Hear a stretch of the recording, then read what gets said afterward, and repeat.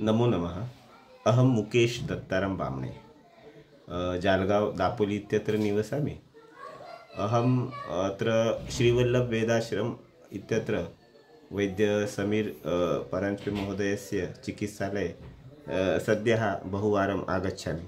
अत्र नाम मम बहुविध पीडाः भवन्ति स्म पूर्वे।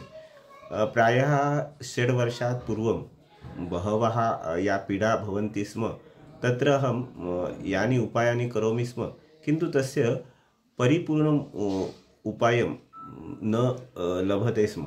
अतः मम यदा मम मित्रं वैद्य समीर परांजपे महोदयः अस्ति, तेन सह एकदा वार्ता वा चर्चा अभवत्। सः उक्तवान्, भवान् मम रुग्णालये आगच्छतु इति। तत्र आगत्य यदा अहं तत् नाम मम पीडा बहवः सन्ति स्म, नाम तस्मिन् बद्धकोष्ठता भवति, पित्तविकारः बहु मात्रेण अधिकमात्रेण एषा पीडा भवति स्म। तथा वातविकारः अपि बहुत्र शरीरे बहु पीडा भवति स्म। अतः अत्र आगत्य यदा अहम् उपचारं कृतवान्, तत्र केवल 2-3 प्रकाराः अस्ति। एकः बस्ति अस्ति महत्त्वपूर्णा, तदेव मम दृष्ट्या दृश्यते। अन्यथा तत्र वमन इति एका क्रीडा, एका विधिः अस्ति। अनन्तरं तत्र तैलस्य लेपनं शरीरे, अन्यत् तत्र अभ्यङ्गस् भवति। तद् 2-3 उपायः अहं कृतवान्। तेन अधुना एतावदहं स्वस्थः अस्मि, तादृशः पूर्वं मम अनुभवः कदापि न आसीत्।